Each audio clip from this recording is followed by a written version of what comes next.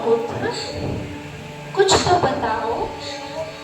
क्या उत्तम से कोई द्वंद्व हुआ है तुम्हारा, या माता ने कुछ कहा पुत्र? कुछ तो बताओ पुत्र।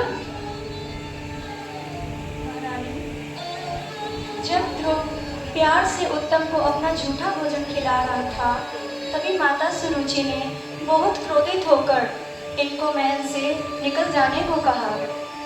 पर क्यों? ऐसा क्या किया था तुमने? ध्रुव तो मात्र अपने पिता की गोद में बैठ रहे थे, पर माता सुरुचि ने बहुत क्रोधित होकर उनसे कटु वचन कहे। उन्होंने कहा कि आपको अपने पिता की गोद में बैठने के लिए मेरी कोख से जन्म लेना होगा।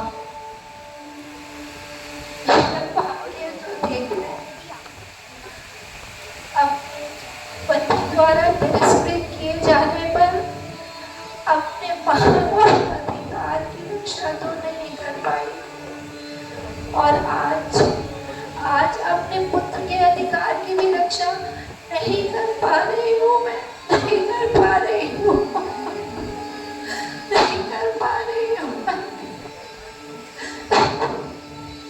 मैं भी कितनी अभागी हूँ पुत्र। तुम्हारे इन बहते हुए आंसुओं को पहुँच तो सकती हूँ पुत्र, पर मैं इन्हें रोक नहीं सकती पुत्र, रोक नहीं सकती पुत्र। मुझे क्षमा कीजिए पुत्र, मुझे क्षमा करो पुत्र।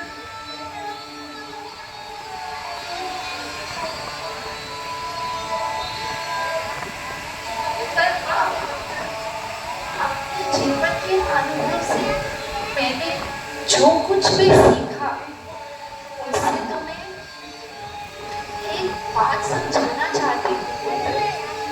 तुम्हारे साथ कितना भी अत्याचार हो, कोई तुम्हारे साथ कितना भी द्वेष करे पुत्र, पर कभी कभी किसी का अशुभ नहीं सोचना पुत्र, क्योंकि दूसरों का अशुभ सोचने से अपना ही अशुभ होता है।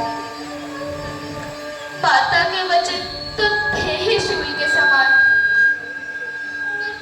पर पिता का अनदेखा व्यवहार मुझे बहुत पीड़ा देता है माँ, मुझे बहुत पीड़ा देता है। उन्होंने मेरे पक्ष में एक शब्द भी नहीं कहा माँ, एक शब्द भी नहीं कहा।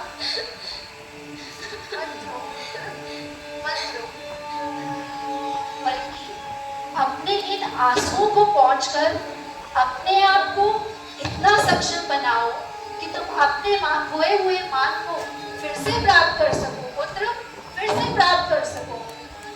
माता, मेरे हृदय में ये प्रज्वलित अग्नि अब तभी शांत होगी जब मैं अपने पिता से भी बड़ा, नहीं नहीं, अपने पितामह से भी बड़ा, अरे नहीं नहीं, अपने परम पिता ब्रह्मा जी से भी बड़ा राज्य पाऊंगा, और तब मैं किसी की गोद में नहीं, अपने सिंहासन पर बैठूंगा।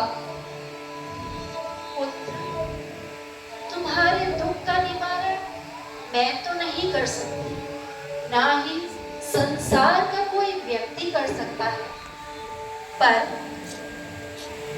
केवल एक ही व्यक्ति है जिसकी कृपा से तुम्हारी हर इच्छा की पूर्ति हो सकती है, और वो है परम पुरुषोत्तम भगवान श्री हरि, जो सभी को मनचाहा वर देने वाले हैं। क्या इस बात का कोई प्रमाण है?